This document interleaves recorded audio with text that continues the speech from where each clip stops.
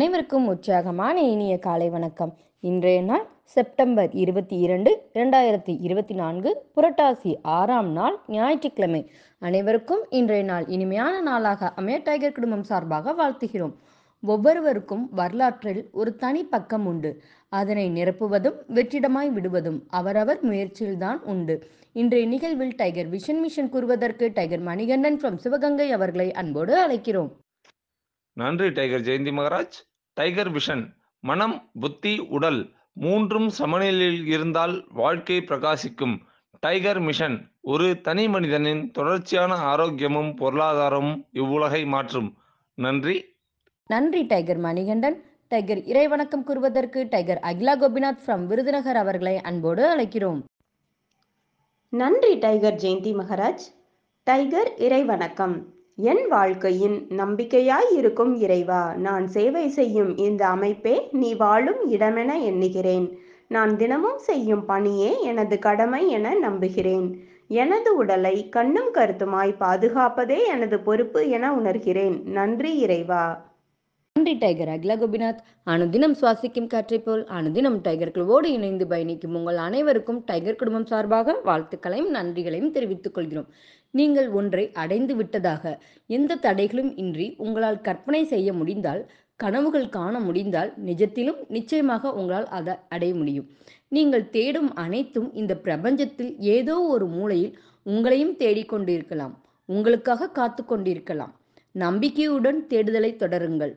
உங்கள் தேடுதல் உண்மையானதாகவும் நியாயமானதாகவும் நம்பிக்கையுடன் கூடியதாகவும் இருந்தால் பிரபஞ்சத்தின் அருளால் நீங்கள் தேடுவதை நிச்சயம் ஒரு நாள் அடைந்தே தீர்வீர்கள் என்று நம்ம எல்லாம் எட்டுநடை பயிற்சிக்கு அழைத்து செல்ல வருகிறார் நமது எட்டுநடை பயிற்சி ஆசான் டாக்டர் டைகர் தேன்குடு பிரபாகரன் அவர்களை உற்சாகத்தோடு வரவேற்கிறோம். எல்லோருக்கும் இனிய காலை வணக்கம். இந்த அற்புதமான காலை வேளையில் 9 மூட்டுகளையும் அசைக்கக்கூடிய அற்புதமான பயிற்சிகளை முடிச்சுட்டு 27 முறை சூப்பர் பிரெயின் யோகா அப்படின்னு சொல்லக்கூடிய தோப்பு கரணங்களை முக மலர்ச்சியோடும் மன மகிழ்ச்சியோடும் முடிச்சுட்டு 8 நடப்பதற்காக தயார் நிலையில் இருக்கிறோம்.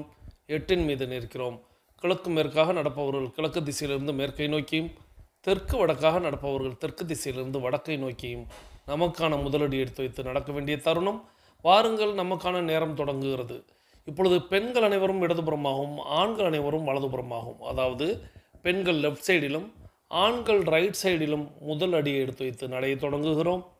நடை இயல்பாக இருக்கிறது, நடை தளர்வாக இருக்கிறது, தோள்பட்டை தளர்வாக இருக்கிறது, கழுத்து குனியாமல் இருக்கிறது, கால்கள் ஒன்றுக்கு முன்பு ஒன்று வருவது போல் நடந்து கொண்டு இருக்கிறோம். கைகள் அதன் இசைவில் அசைந்து கொண்டிருக்கிறது. சுவாசம் சீர்நிலையில் இருக்கிறது. எண்ணம் நேர்மறையாக இருக்கிறது.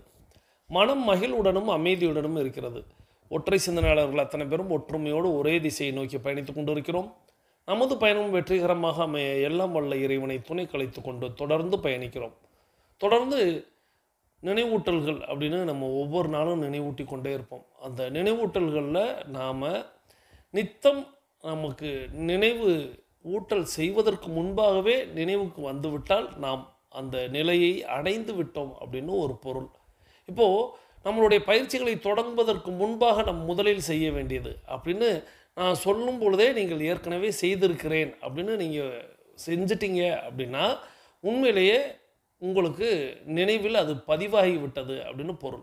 நம்ம பல நாள் நினைவூட்டினாலும் சில நாள் சிலர் மறந்துடுவாங்க. அப்படின்னா இன்னும் அவங்களுக்கு அது பதிவாகவில்லை அப்படின்னு பொருள்.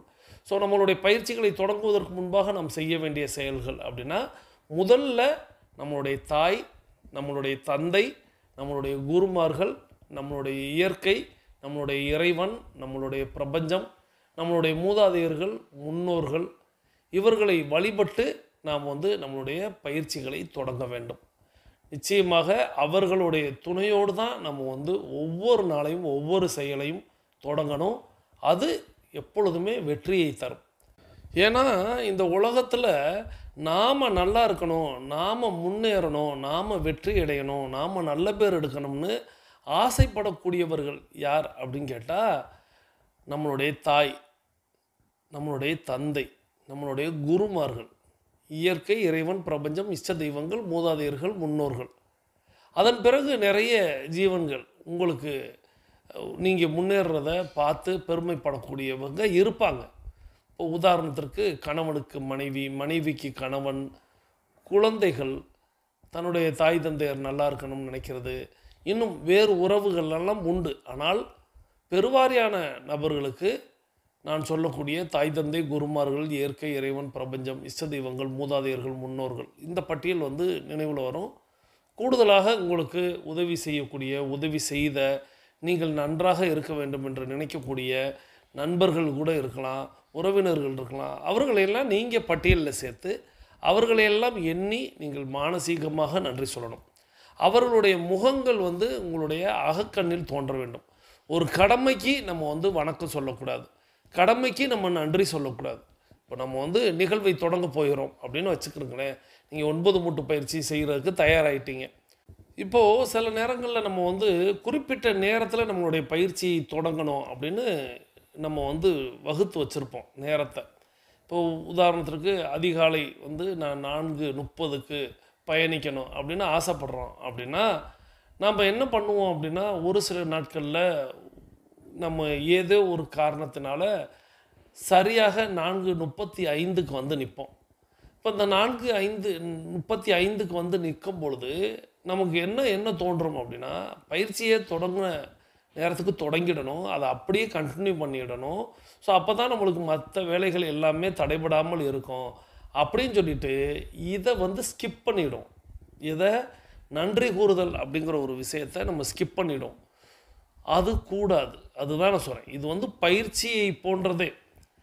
நம்ம எல்லாவற்றையும் விட முதன்மையானது அப்படிங்கிறது இந்த நன்றி கூறுதல். நம்மை வளர்த்து ஆளாக்கிய நம்மளுடைய தாய் தந்தையர்கள், குருமார்கள், நம்மளுடைய இயற்கை, இறைவன், பிரபஞ்சம், இஷ்ட தெய்வங்கள், இவர்களை வழிபடாமல் நம்ம என்ன செய்தாலும், என்னையே கேட்டால் நான் என் இடத்துல இருந்து தான் எப்போதுமே எல்லா விஷயத்தையுமே உங்களுக்கு நான் போதிப்பேன்.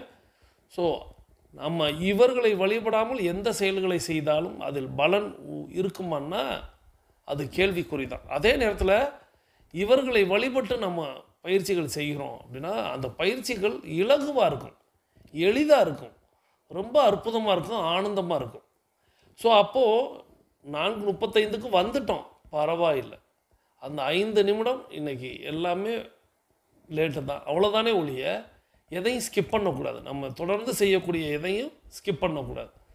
அப்போது அதே நம்ம ஒரு நம்ம இவங்களை பிரார்த்தனை பண்ணுறதுக்கு, இவங்களை வழிபடுறதுக்கு ஒரு 2 நிமிடம் எடுத்துருக்குறோம் அப்படின்னா அந்த 2 நிமிடம் முழுமையாக கொடுங்க. அதை அமர செய்யுங்க. அமரனா அமர்ந்து செய்யுதல் அப்படிங்கிறது இல்லை. அமர்ந்தும் செய்யலாம், அல்லது நினைவில் வைத்து நின்றும் செய்யலாம். அவர்களை நீங்கள் ஒரு திசையை வைத்து நீங்கள் அவர்களை வழிபடுங்க. தாய் தந்தையர்கள் இருக்கிறாங்க அப்படின்னாலும் தாராளமாக அவர்களை நீங்கள் போய் தூங்குகிறவங்களை போய் பார்க்கணுங்கிற கட்டாயம் இல்லை. அவர்களை மானசீகமாக நினைங்க. அவங்களுடைய முகத்தை உங்களுடைய அகத்தில் கொண்டு அவர்களை எண்ணி அவர்கள் ஒரு புன்சிரிப்போடு உங்களை வாழ்த்துவது போல் நீங்கள் அதை கற்பனையாக பார்க்கணும். உங்களுடைய அம்மாட்ட பேச போகிறீங்க, உங்கள் அப்பாட்ட பேச போகிறீங்க அப்படின்னு வச்சுக்கிறோங்க. அவங்க காலில் நீங்கள் ஆசீர்வாதம் வாங்குவது போல் இன்றைய பயிற்சி எனக்கு சிறப்பாக இருக்கணும், ஆசீர்வாதம் பண்ணுங்கள். அப்போ அவங்க ஆசீர்வாதம் பண்ணுறாங்க, உங்களை முத்தம் கொடுக்குறாங்க, உங்களை நெட்டி முறிக்கிறாங்க. இந்த மாதிரி ஏதோ ஒரு செயலை அப்படியே நீங்கள் உள்வாங்குங்க. அப்படியே இயற்கை, இறைவன், பிரபஞ்சம், உங்களுடைய குருமார்கள், உங்களுக்கு எந்த ஆசானை ரொம்ப பிடிக்குமோ அந்த ஆசான்கிட்ட நீங்கள் ஆசீர்வாதம் வாங்குவது போல், அந்த ஆசான் உங்களை பார்த்து புன்முறுவல் பூப்பது போல், இந்த மாதிரி நீங்கள் எண்ணி இது ஒரு 2 நிமிட வழிபாடாக இந்த பயிற்சியை செய்ய போகிறேன், இந்த பயிற்சி எனக்கு சிறப்பாக இருக்கணும், இந்த நாள் தொடங்க போகிறேன், இந்த நாள் எனக்கு சிறப்பாக இருக்கணும், நீங்கள் வழித்துணைக்கு வரணும் அப்படின்னு மட்டும் கேட்டு பாருங்கள். நிச்சயமாக அது உங்களை ஒரு நல்வழிப்படுத்தும்.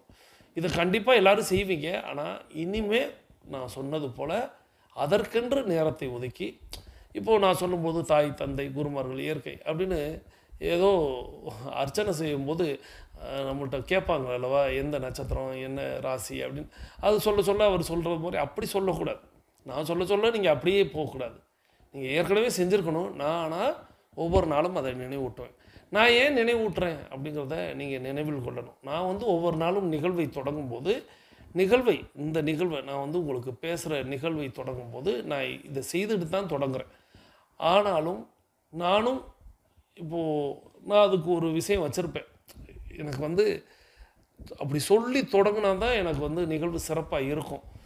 ஸோ அந்த நினைவூட்டலை நான் உங்களுக்கு ஒவ்வொரு நாளும் நினைவூட்டுகிறேன், அவ்வளோதான். ஸோ இந்த மாதிரி அடுத்த நினைவூட்டலாக நம்ம வந்து அந்த 2 டம்ளர் வெதுவெதுப்பான நீர் பருகுதல் அப்படிங்கிறது. ஸோ ஒரு 200 ml 180 ml அளவுள்ள டம்ளரில் வந்து நீங்கள் நீர் பருகுறீங்க அப்படின்னா அதில் 2 டம்ளர் பருகிட்டு பயிற்சியை தொடங்கணும். இதுதான் நினைவூட்டலில் ரொம்ப முக்கியமானது. இதை 2ஐயும் செய்துட்டு நீங்கள் 9 மூட்டு பயிற்சி, தோப்பு கர்ணம், 8 நடை பயிற்சி, அப்புறம் வாய்ப்பு இருப்பவர்கள், நேரம் இருப்பவர்கள் சூரிய நமஸ்காரம், லகான் திவால் இவைகளையெல்லாம் செய்து அன்றைய நாளை தொடங்குங்கள். அன்றைய நாள் சிறந்த நாளாக இருக்கும். தொடர்ந்து நாம் இன்றைக்கி இன்றைய தினம் பகுதி கேட்க போகிறோம். இன்றைய தினம் பகுதியை நமக்கு வழங்க வருகிறார் சகோதரி டைகர் அகிலா கோபிநாத் ஃப்ரம் விருதுநகர். சகோதரி tiger Akila Gopinath from Virudhunagar family team உறுப்பினர். அவர்கள் அவர்களது குடும்பம் மகிழ்ச்சியோடும் ஆரோக்கியத்தோடும் செல்வ வளங்களோடும் இருப்பதற்கு எல்லாம் வல்ல இயற்கை இறைவன் பிரபஞ்சம் துணை நிற்க வேண்டும். அவர்கள் எண்ணியதெல்லாம் நடக்க வேண்டும். அவர்கள் கேட்டதெல்லாம் கிடைக்க வேண்டும். அவர்களது குடும்பத்தில் ஆரோக்கியம் நிலைத்திருக்க வேண்டும். ஆனந்தம் நிலைத்திருக்க வேண்டும். பொருளாதாரம் உயர்ந்து கொண்டே இருக்க வேண்டும். அவர்களது தொழில் வளர்ந்து கொண்டே இருக்க வேண்டும். அவர்களது பணி சிறப்பாக இருக்க வேண்டும். அவர்களது பணி பிறர் பாராட்டும்படியாக அமைய வேண்டும். அதை எல்லாம் வல்ல இயற்கை இறைவன் பிரபஞ்சம் வழங்க வேண்டும் என்று நானும் என்னுடைய வேண்டுதல்களை பிரபஞ்சத்திடம் வைக்கிறேன். என்னுடைய வாழ்த்துக்களையும் அவர்களுக்கு வழங்குகிறேன். நீங்களும் உங்களுடைய வாழ்த்து மலைகளை சகோதரி tiger Akila Gopinath from Virudhunagar family team உறுப்பினர் அவர்களுக்கு வழங்குமாறு அன்போடு கேட்டு, வாருங்கள் சகோதரி டைகர் அகிலா கோபிநாத் அவர்களே, வந்து இன்றைய தினம் பகுதியை தாருங்கள். அனைவருக்கும் வணக்கம். இன்றைய தினம் பகுதியில் இன்று நாம் கொண்டாடி கொண்டிருக்கும் நிகழ்வு உலக நதிகள் தினம். ஒவ்வொரு வருஷமும் செப்டம்பர் 4வது ஞாயிற்றுக்கிழமைய வேர்ல்ட் ரிவர்ஸ் டே அப்படின்னு நம்ம கொண்டாடுறோம். பூமியில் உயிர்களை நிலைநிறுத்துவதற்கு நதிகள் தான் முக்கிய பங்கு வகிக்குது. இந்த பூமிக்குரிய உயிர் நாடியை நம்ம கொண்டாடணும் அப்படின்னா அதுக்கு முதல்ல நாம் நீரை தான் வழிபடணும், நீரை பாதுகாக்கணும் அப்படின்னு சொல்கிறாங்க.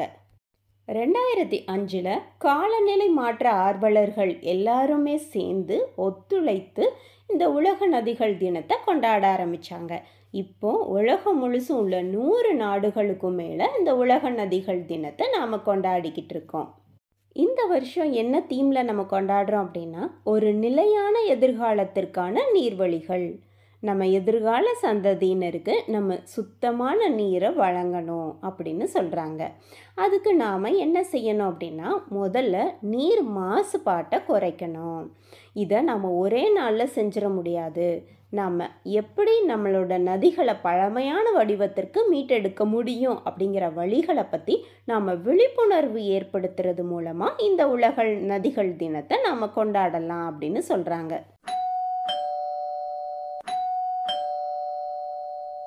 நாம் சின்ன சின்ன விஷயங்கள் செய்கிறது மூலமாகவே நாம் நதிகளை பாதுகாக்க முடியும். முதல்ல தொழிற்சாலை கழிவுகளால் நதிகள் சீரழிவதை நாம் தீவிரமாக தடுக்கணும். அதுதான் நம்மளுடைய முக்கிய பணியாக இருக்கணும். அடுத்ததாக நீருக்கு அடியிலையும் சுற்றுச்சூழலை நம்ம சமநிலையில் வச்சுருக்கணும். அதுதான் எல்லா நீர்வாழ் உயிரினங்களுக்கும் ஆதாரமாக இருக்கும். அடுத்ததாக நம்ம நீரின் தேவையை சரியான முறையில் பயன்படுத்தணும். நாம் அன்றாட வேலைகளுக்கு நீரின் தேவை அதிகமாக தான் தேவைப்படுது. ஆனால் அதை நம்ம முறையாக பராமரிக்கிறது மூலமாக நம்ம நீரின் தேவையை சரியான முறையில் நாம் பயன்படுத்த முடியும். நாம் இந்த உலக நதிகள் தினத்தன்னைக்கு ஒரு சில நதிகளை நினைவு கூர்ந்தால் நல்லா இருக்கும் அப்படின்னு நினைக்கிறேன். ஒரு சில நதிகளை பற்றி நான் இப்போ சொல்கிறேன். உலகின் மிக நீளமான நதி எது அப்படின்னா நைல் நதி. இது 6650 கிலோமீட்டர் நீளமான நதின்னு சொல்கிறாங்க. அடுத்தது உலகின் மிக அகலமான நதி எது அப்படின்னா அமேசான் நதி.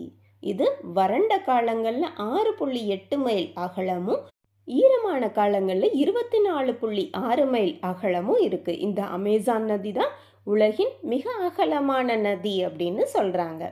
அடுத்தது நம்ம ஆசிய கண்டத்தில் உள்ள மிக நீளமான நதி எது அப்படின்னா சீனாவில் உள்ள யாங்சே நதி. இது 6300 கிலோமீட்டர் இருக்குது. நைல் நதியை விட 350 கிலோமீட்டர் தான் கம்மியாக இருக்குது. அதனால தான் இந்த ஆசிய கண்டத்தில் மிக நீளமான நதி அப்படின்னு சொல்கிறோம். அடுத்ததான் நம்ம இந்தியாவை பார்ப்போம். இந்தியாவின் மிக நீளமான நதி எது அப்படின்னா நம்மளுடைய கங்கை நதி. இந்த கங்கை நதி 2525 கிலோமீட்டர் நீளம் உள்ளது. இந்தியால மிக நீளமான நதியும் கங்கை தான். மிக அகலமான நதி எது அப்படின்னாலும் அதுவும் கங்கை தான்.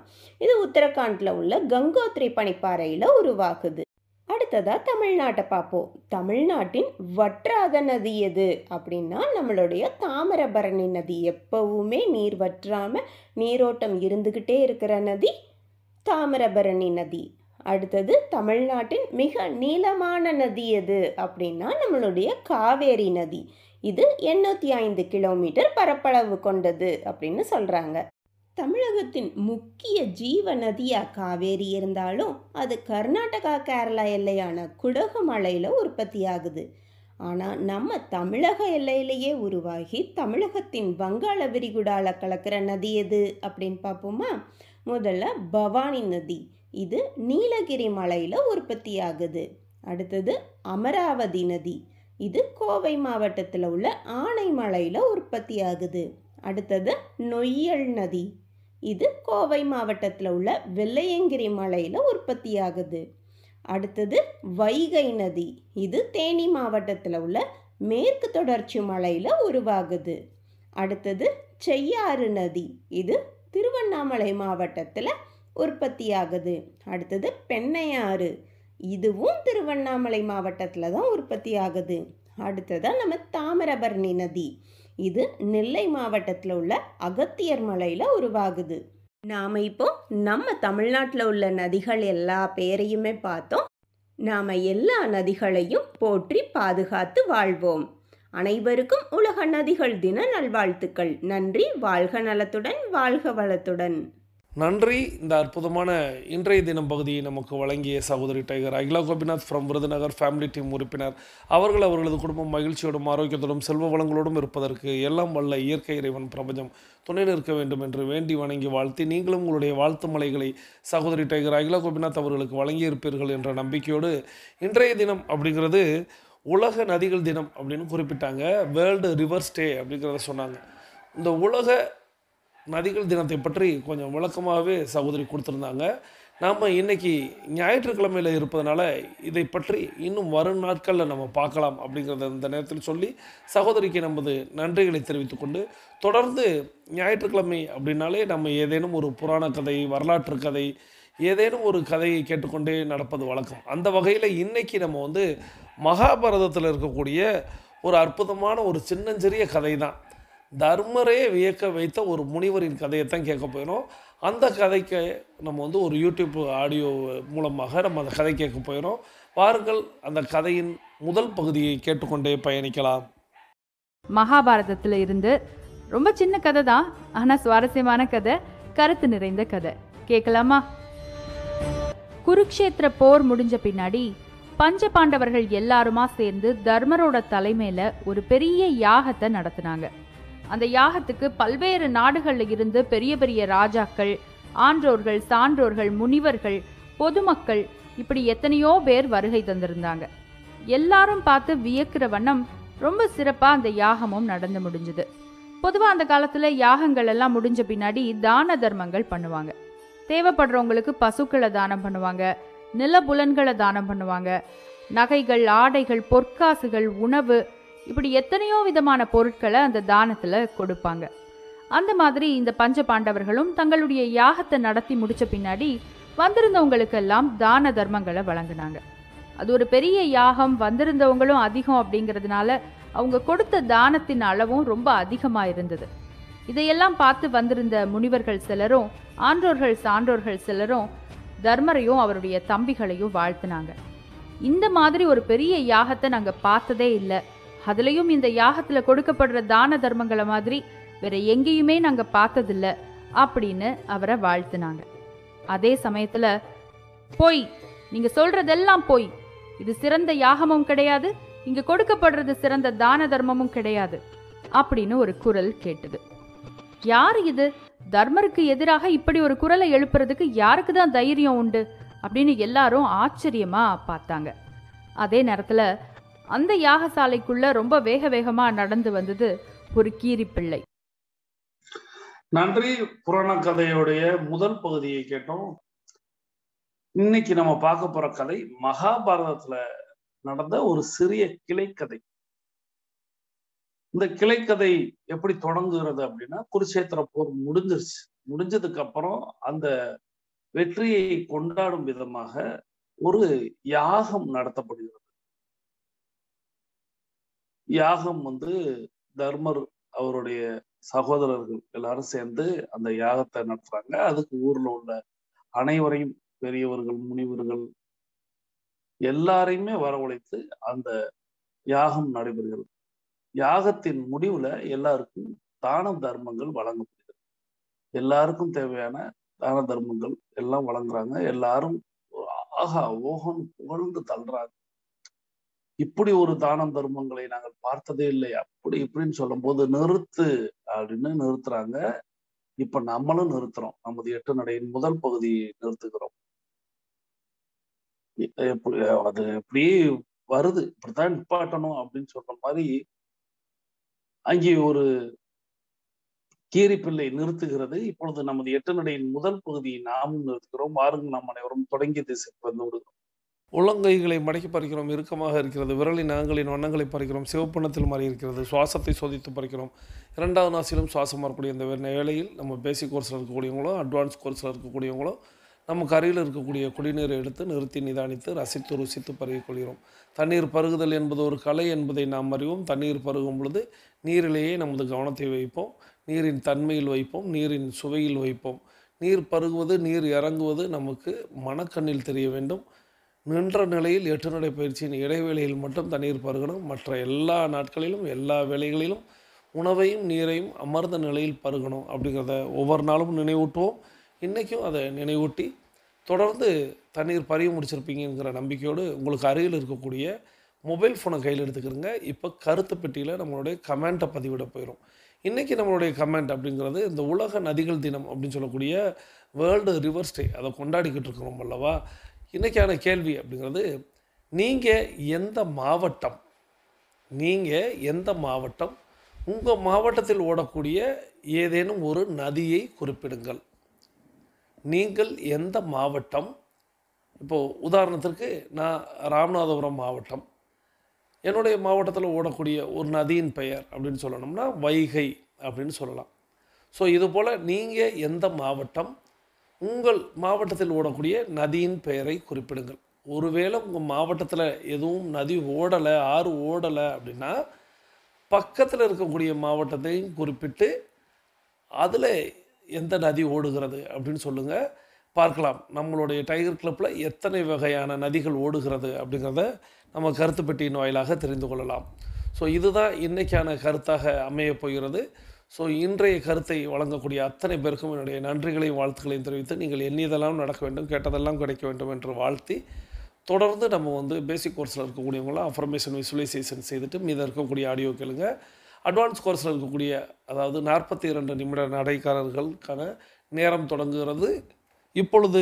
பாருங்கள், நமது 8 நடையின் 2ஆம் பகுதியை தொடங்க போகிறோம். இப்பொழுது தண்ணீர் பருக நினைப்பவர்கள் 2 வாய் தண்ணீர் கட்டாயம் பருகி கொள்ளுங்கள். ஆற அமர நிறுத்தி நிதானமா நீங்க தண்ணீரை பருகிட்டு வாருங்கள், நமது 8 நடையின் 2ஆம் பகுதியை தொடங்கலாம். நமக்கான நேரம் தொடங்குகிறது. இப்பொழுது ஆண்கள் அனைவரும் இடதுபுறமாகவும் பெண்கள் அனைவரும் வலதுபுறமாகவும் முதலடி எடுத்து வைத்து நடை தொடங்குகிறோம். அதாவது ஆண்கள் லெஃப்ட் சைடிலும் பெண்கள் ரைட் சைடிலும் முதலடி எடுத்து வைத்து நடை தொடங்குகிறோம். நடை இயல்பாக இருக்கிறது, நடை தளர்வாக இருக்கிறது, தோள்பட்டை தளர்வாக இருக்கிறது, கழுத்து குனியாமல் இருக்கிறது, கால்கள் ஒன்றுக்கு முன்பு ஒன்று வருவது போல் நடந்து கொண்டு இருக்கிறோம். கைகள் அதன் இசைவில் அசைந்து கொண்டு இருக்கிறது. சுவாசம் சீர்நிலையில் இருக்கிறது, எண்ணம் நேர்மறையாக இருக்கிறது. ஒற்றை சிந்தனையாளர்கள் அத்தனை பேரும் ஒற்றுமையோடு ஒரே திசையை நோக்கி பயணித்துக் கொண்டு இருக்கிறோம். நமது பயணம் வெற்றிகரமாக அமைய எல்லாம் வல்ல இறைவனை துணை கழித்துக் கொண்டு தொடர்ந்து பயணிக்கலாம்.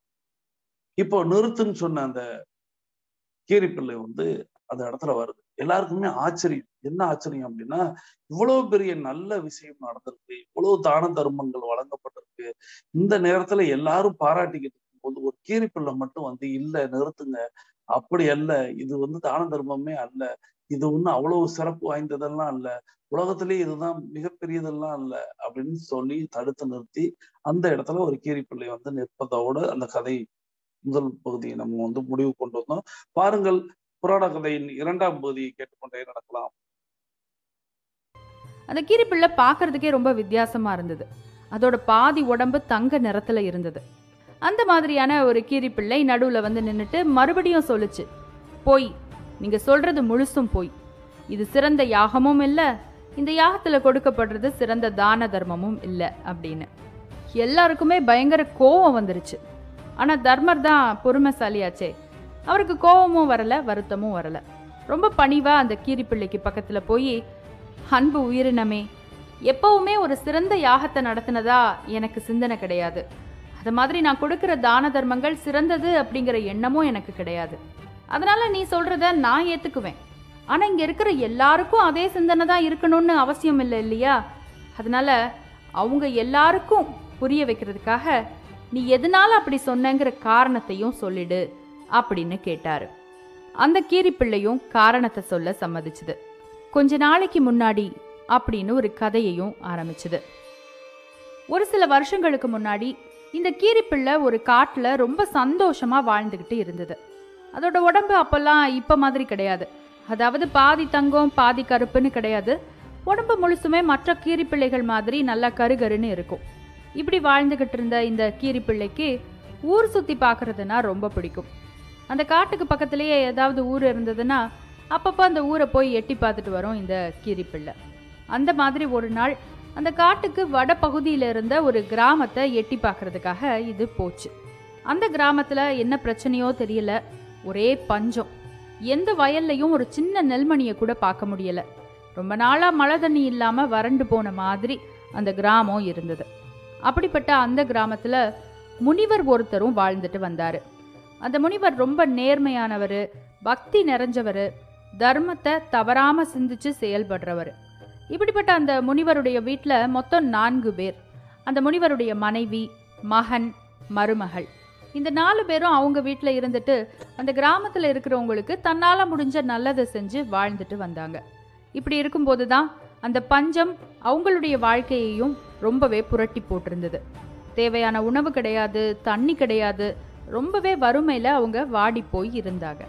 நாள் போக போக பஞ்சம் ரொம்ப அதிகமாக ஆனதுனால சில நாள் உணவு இருக்கும், சில நாள் உணவு கிடைக்காது. அந்த மாதிரி ஒரு முறை ஒரு 3-4 நாளைக்கு இவங்களுக்கு உணவு கிடைக்காம இவங்க சிரமப்பட்டுக்கிட்டு இருந்தாங்க. அப்போ பார்த்து அந்த முனிவர்கிட்ட படிச்சுட்டு இருந்த மாணவன் ஒருத்தன் குருதட்சணையா ஒரு குத்து கோதுமையை கொண்டு வந்து கொடுத்தான். பாருங்க, ஒரே ஒரு குத்து கோதுமை. ஆனாலும் அந்த முனிவருடைய மனைவி அதை நல்லா திரிச்சு மாவாக்கி அதுல இருந்து ஒரே ஒரு ரொட்டி மட்டும் சுட்டாங்க. நன்றி. தொடர்ந்து புராண கதையின் பகுதி 2 நம்ம பார்த்தோம். அந்த கீரிப்பிள்ளை அந்த இடத்துல இது பெரிய தானமும் கிடையாது, இது பெரிய யாகமும் கிடையாது, இது பெரிய தர்மமும் கிடையாது அப்படிங்கிற மாதிரி சொல்லுது. எல்லாருமே அதை ஆச்சரியமா பாக்குறாங்க. அந்த கீரிப்பிள்ளையோட உடல்ல பாத்தீங்கன்னா பாதி தங்க நிறத்துல அது இருக்கு. இதுதான் கீரிப்பிள்ளையை எல்லாருமே வித்தியாசமா ஆச்சரியமா பாக்குறாங்க. அப்படிப்பட்ட அந்த கீரிப்பிள்ளை அப்படி சொல்லவும் தர்மர் நிச்சயமாக நான் இது சிறந்த தர்மம் நான் எப்பொழுதுமே சொல்ல மாட்டேன். ஆனா ஒரு நீங்க இப்படி சொல்றீங்கல்ல, இது கிடையாது, இதை விட எல்லாம் இருக்கு அப்படின்னு, அப்படி ஏதேனும் ஒரு விஷயம் நடந்திருக்கும் அல்லவா, அதை எனக்கு சொல்லித்தாங்க அப்படிங்கிற மாதிரி தர்மர் கேட்கிறாரு. அப்போ கீரிப்பிள்ளை நடந்த சம்பவத்தை பிளாஷ்பேக்ல போய் அந்த கதையை சொல்லுது.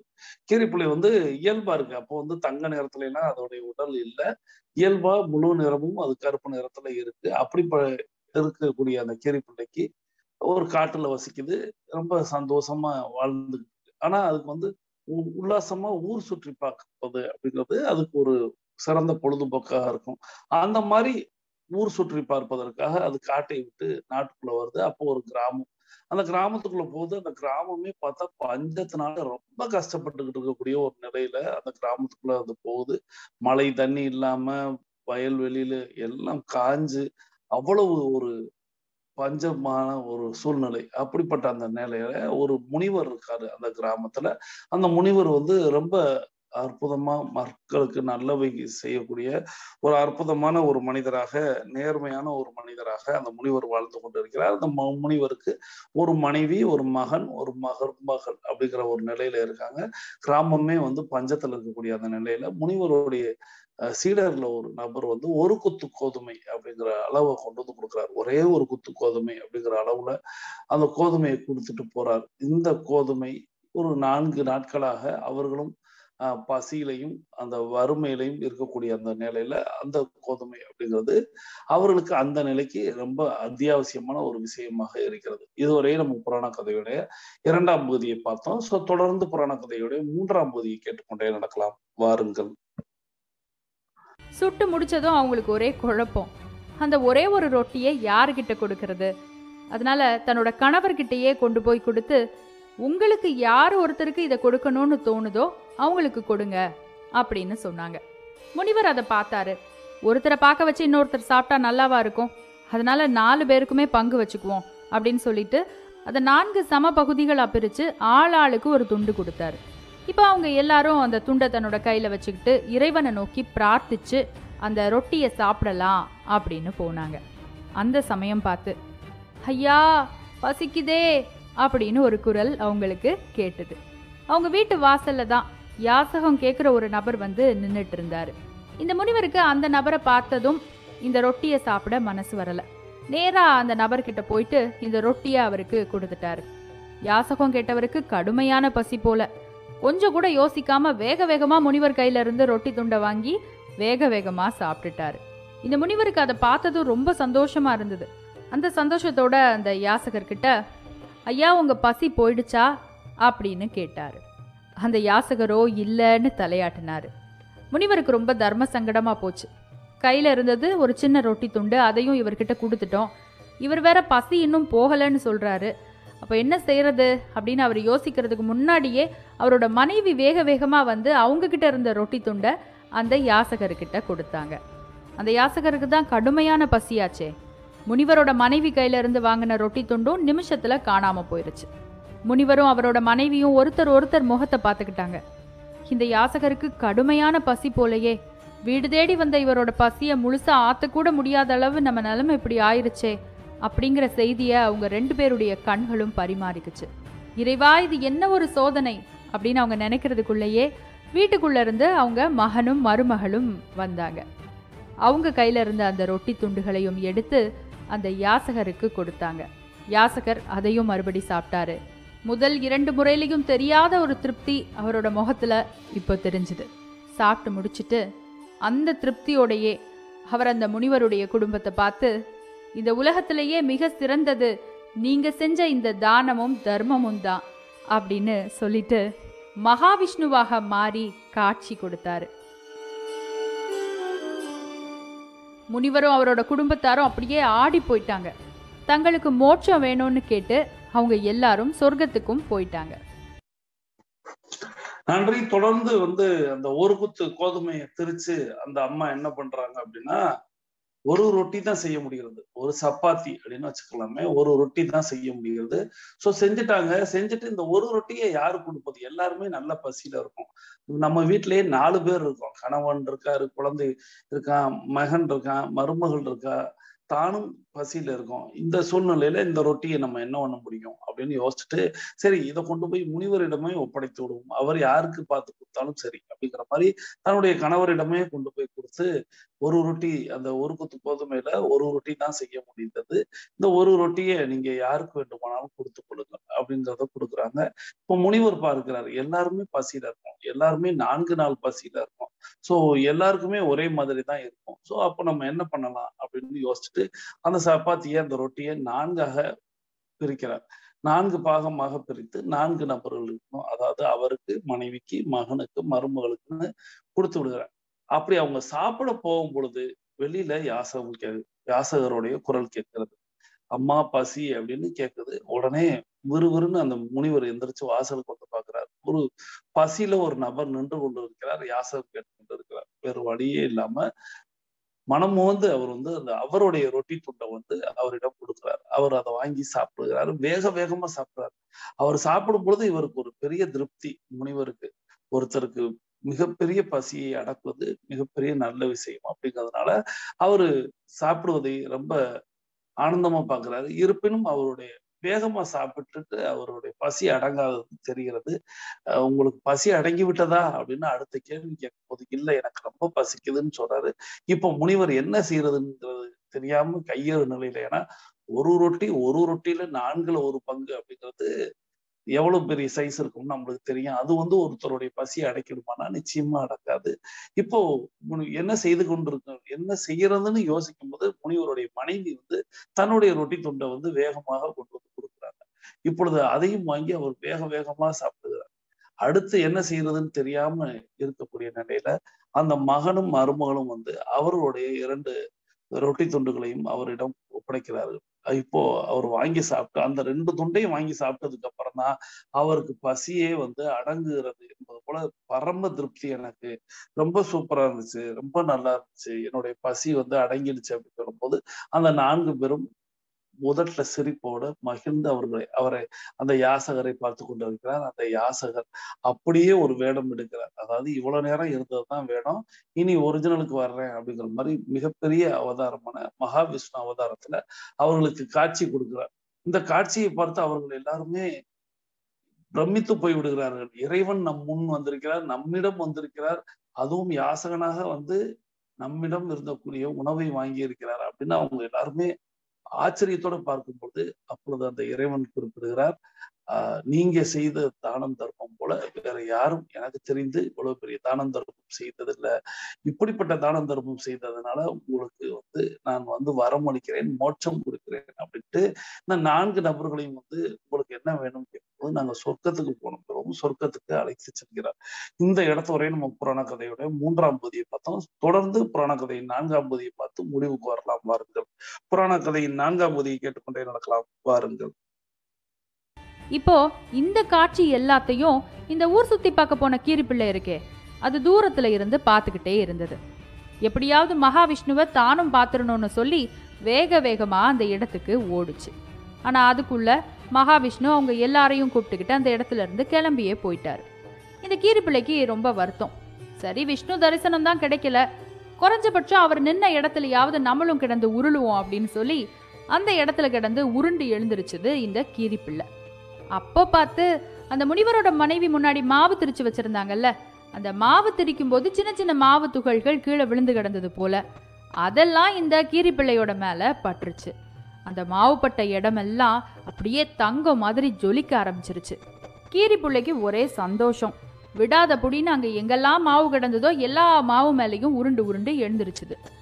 ஆனாலும் என்ன பிரயோஜனம், அதோட உடம்புல பாதி பகுதியில ஒட்டுற அளவுக்கு மட்டும்தான் அங்க மாவே கிடந்தது. இருந்தாலும் பரவாயில்லன்னு நல்லா உருண்டு எழுந்திருச்ச கீரிப்பிள்ளைக்கு அடுத்ததா ஒரே ஒரு குறிக்கோள் தான், இனி ஏதாவது ஒன்று பண்ணி மீதி உடம்பையும் தங்கமா மாத்தணும் அப்படிங்கிறது. இந்த குறிக்கோளுக்காக இந்த கீரிப்பிள்ளை என்ன பண்ணுது, அந்த காட்டுக்கு வருகை தந்திருந்த ஒரு முனிவர்கிட்ட போய் ஆலோசனை கேட்குது. அந்த முனிவர் கொடுத்த ஆலோசனை என்ன தெரியுமா, இந்த கீரிப்பிள்ளை அடுத்தது நாடு முழுசும் எங்க யாகம் நடந்தாலும் அந்த யாகத்துக்கு போகணும். தனக்கு உணவே இல்லாம போனாலும் பரவாயில்ல, தங்கிட்ட கேட்டு வந்த நபருக்கு உணவை கொடுத்துடணும்னு நினைச்ச அந்த முனிவருடைய மனசை விட சிறந்த யாகம் எங்க நடக்குதோ அந்த இடத்துல அந்த கீரிப்பிள்ளையோட உடம்பு முழுசுமா தங்கமா மாறிடும். இதுதான் அந்த முனிவர் சொன்னதை கேட்டு நானும் ஊர் ஊரா நாடு நாடா எங்கெல்லாம் யாகம் நடக்குதோ அங்கெல்லாம் அலையிறேன். ஆனா எந்த ஒரு யாகத்திலையும் என்னோட உடம்பு தங்கமா மாறல.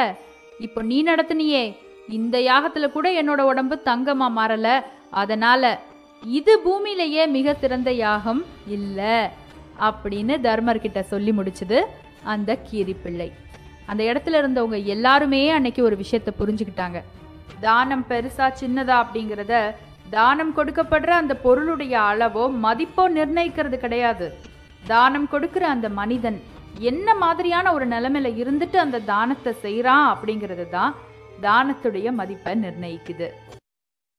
நன்றி. தொடர்ந்து புராண கதையின் 4ஆம் பகுதி இறுதி பகுதியும் நம்ம கேட்டு முடிச்சிருக்கோம். இப்போ அந்த இடத்துல அவர்கள் எல்லாருமே சொர்க்கத்திற்கு அழைத்து செல்லப்படுகிறார். இதையெல்லாம் பார்த்துக்கிட்டு இருந்த கீரிப்பிள்ளை மகாவிஷ்ணு நம்ம நேரம் பார்க்கணும் அப்படின்னு சொல்லிட்டு பாவம் அது உருண்டு ஓடியாருது. அதுக்குள்ள அவங்க எல்லாருமே போயிடுறாங்க. சோ இப்போ மகாவிஷ்ணு நின்ற இடத்தையாவது நம்ம பிறண்டு படுத்து மண்ணை உருண்டுக்கிறலாம் அப்படின்னு உருண்டு பார்க்குது. அப்படி உருளும் பொழுது அந்த அம்மா கோதுமை திரிச்சாங்கல்ல, அப்படி திரிக்கும் போது பல துகள்கள் சுத்தி விழுந்திருக்கும் அல்லவா, அந்த துகள்கள்லாம் அவங்க கீரிப்புள்ளியோட உடம்புல படும்போது அது எல்லாம் தங்க நிறத்துக்கு மாறுகிறது. தன்னுடைய ஒவ்வொரு முடியும் வந்து தங்க நிறமாக மாறுவதை அது பார்க்குது. இப்போ எங்கெல்லாம் கிடக்கோ அந்த மாவு, அந்த திரிச்சது போக சிந்திய அந்த மாவு கிடக்குதான்னு பார்த்து அங்கே இங்கேயுமா அது உருண்டு பிரண்டு பார்க்குது. பாதி உடல்ல வந்து தங்க நிறமாக உடல் மாறிடுச்சு. இப்போ அந்த கீரிப்புள்ளை வந்து எப்படியாவது நாமும் வந்து நம்ம உடலை வந்து முழு தங்க நிறமா மாத்தணும், நாமும் சொர்க்கத்துக்கு போகணும், மகாவிஷ்ணுவை பார்க்கணும் அப்படிங்கிற மாதிரி அது ஒரு ஆசையோட அந்த காட்டுக்கு திரும்புது. அந்த காட்டுல பாத்தீங்கன்னா ஒரு முனிவர் இருக்கிறார். அந்த முனிவரிடம் போய் சொல்லுது, என்னுடைய உடல் முழுவதும் மீண்டும் தங்கம் முழுவதுமாக மாறணும், அதுக்கு நான் என்ன செய்யணும் அப்படின்னு சொல்லும்போது அவர் சொல்றாரு, ஒரு இதை விட ஒரு சிறந்த தானம் தர்மம் எங்கேயாவது நடைபெற்றுச்சு அப்படின்னா நீ அங்க போனீன்னா அங்கே உனக்கு உன்னுடைய உடல் வந்து தங்க நிறத்துக்கு மாறும் அப்படின்றத சொல்றாரு. சோ அதனால நான் வந்து எல்லா தான தர்மங்கள் நடக்கக்கூடிய யாகங்கள் நடக்கக்கூடிய இடங்களுக்கெல்லாம் போறேன். ஆனா அதை விட ஒரு சிறந்த ஒரு யாகம் தானம் தர்மம் எங்கேயும் நடைபெறல. அதனால என்னுடைய உடல் வந்து தங்க நிறத்துக்கு மாறல முழுமையாக. அதனாலதான் இதை விட சிறந்தது வேற ஒன்று இருக்குது. இது அவ்வளவு பெரிய விஷயம் எல்லாம் இல்ல அப்படின்னு நான் சொல்றேன் அப்படின்ட்டு கீரிப்புள்ளி சொல்கிறது. இந்த கீரிப்புள்ளி சொன்ன கதையிலிருந்து தர்மரும் புரிந்து கொண்டார். என்ன அப்படின்னா தர்மரோடு சேர்ந்து நாமும் புரிந்து கொள்கிறோம் அப்படின்னா தானம் தர்மம் என்பது ஏதோ தன்னிடம் தனக்கு போக இருப்பதை கொடுப்பது அல்ல. தானம் தர்மம் அப்படிங்கிறதும் அது நம்மை பிரபஞ்சத்திடமும் சரி இயற்கையிடமும் சரி ஒரு உயர்ந்த நிலைக்கு நம்மளை அழைத்து செல்ல வேண்டும் என்றால் நாம் எப்படிப்பட்ட சூழ்நிலையில் அதை வழங்குகிறோம் அப்படிங்கிறதும் பிறருக்கு தேவையான நேரத்தில் நாம் வழங்குகிறோமா. இப்போ ஒருத்தர் பசியோட இருக்கிறாரு அப்படின்னா அவருக்கு நம்ம உணவு அளிப்பது அப்படிங்கிறது ஒரு சிறந்த காரியம். அவர் பசியே இல்லாமல் அவர் தூங்கி கொண்டு இருக்கிறார், அப்பொழுது நம்ம வீட்டுல சாப்பாடு மிஞ்சிருச்சு அப்படிங்கிறதுக்காக அவருக்கு உணவு கொடுத்தோம்னா அதுக்கு பேர் தானம் தர்மம் அல்ல. எப்பொழுதுமே பசிக்கான உணவு கொடுக்க வேண்டும். பசி என்றால் உடனே வயிற்றில் ஏற்படுவது மட்டுமல்ல, அறிவிலும் சரி எதுலையா இருந்தாலும் நீங்க வந்து அந்த பசியை தீர்க்க வேண்டும். நாம வந்து அறிவு பசியை தீர்ப்பதும் வயிற்று பசியை தீர்ப்பதும் அப்படிங்கிற அந்த இரட்டை விஷயத்தை தான் நாமளும் மக்கள்கிட்ட வந்து போதிக்கிறோம். நீங்க வந்து ஏழை குழந்தைகளை படிக்க வையுங்கள், ஆதரவற்றவர்களுக்கு அறிவை வழங்குங்கள், இந்த விஷயமும் பழமரக்கன்றுகளை நடக்குது. அது மூலமாக எல்லா ஜீவராசிகளுக்கும் உணவுகளை நாம் விளையும் பொழுதெல்லாம் கொடுத்து கொண்டிருக்கோம். இது ரெண்டும் நம்ம கொடுத்துட்டு போனோம் அப்படின்னா அது அவர்களுக்கு இன்னும் வாழ்வாங்கு தொடர்ந்து நம்மளை வாழ வைக்கும் அப்படிங்கிறத நாம ஏற்கனவே மக்களிடம் கூறிக்கொண்டுதான் இருக்கிறோம். ஒவ்வொருத்தவங்களும் ஒவ்வொரு நல்ல நாட்கள்ல அவங்களுடைய பிறந்த நாள், அவங்களுடைய திருமண நாள்ங்கிற இந்த மாதிரியான காலகட்டத்தில எல்லாம் ஒரு பழமரக்கட்டை நட்டுக்கிட்டு தான் இருக்காங்க. ஒரு குழந்தைகளை படிக்க வைத்துக் கொண்டுதான் இருக்கிறார்கள். அதற்கும் நாம சில பல ஏற்பாடுகளை செய்து வைத்திருக்கிறோம் என்பதை இந்த நேரத்தில் குறிப்பிட்டுக் கொண்டு இப்பொழுது நமது 8 நடையின் 42 நிமிட நடை அப்படிங்கிறது நிறைவுக்கு வருகிறது. வாருங்கள் அனைவரும் தொடங்கிய திசைக்கு வந்து விடலாம். இன்றைய நிகழ்வு பிடித்திருந்தால் லைக் செய்யுங்கள், நண்பர்களுக்கு ஷேர் செய்யுங்கள். ஏன்னா இந்த லைக்கும் இந்த ஷேரும் இந்த கமெண்ட்டும் தான் நிறைய பேர் இடத்துல இதை கொண்டு போய் சேர்க்கும் அப்படிங்கிறத மனதில் கொண்டு வாருங்கள் அனைவரும் கிழக்கு திசையை நோக்கி நின்று கொள்ளலாம். தொடர்ந்து நம்ம அஃபர்மேஷன் மற்றும் விசுவலைசேஷனை செய்து இன்றைய நாளை தொடங்குவோம். இன்று நம்மோடு இணைந்து பயணித்த அத்தனை அன்பு சகோதர சகோதரிகளுக்கும் அவர்களது குடும்பம் மகிழ்ச்சியோடும் ஆரோக்கியத்தோடும் செல்வ வளங்களோடும் இருப்பதற்கு எல்லாம் வல்ல இயற்கை இறைவன் பிரபஞ்சம் துணை நிற்கட்டும். அவர்கள் எண்ணியதெல்லாம் நடக்கட்டும், அவர்கள் கேட்டதெல்லாம் கிடைக்கட்டும். அவர்களுக்கு எல்லாம் வல்ல இயற்கை இறைவன் பிரபஞ்சம் துணை நிற்கட்டும்.